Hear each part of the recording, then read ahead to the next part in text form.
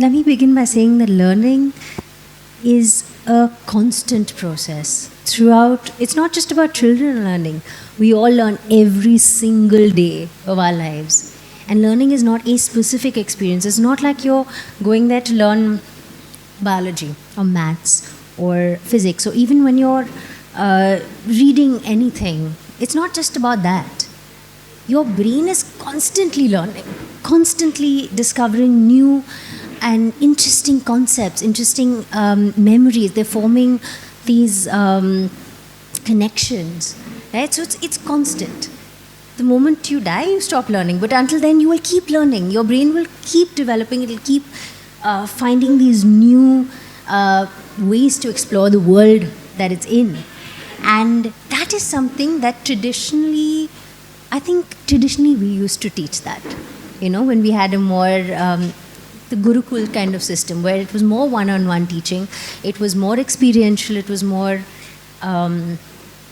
based on learning about everything in your surroundings. Your environment is your biggest teacher.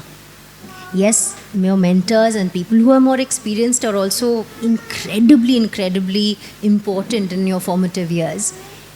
But like you said, ma'am, they learn just by seeing something, by watching and observing. You learn so much, right? Now in schools and colleges and the way our education system, not just in India, just the world over, even when I was in the UK and teaching there or doing my research there, you see it's very streamlined.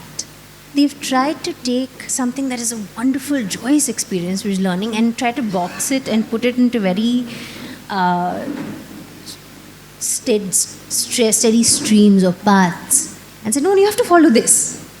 This is your course, this is what you're learning, and anything outside of that is not necessarily considered as learning, which is the biggest problem that we're facing right now. Because how do we break down these? Now through years and years, people have become very used to that idea. Learning, you need a book, you need a curriculum, you need presentations, and you need a formal setting. You need to sit down and pay attention.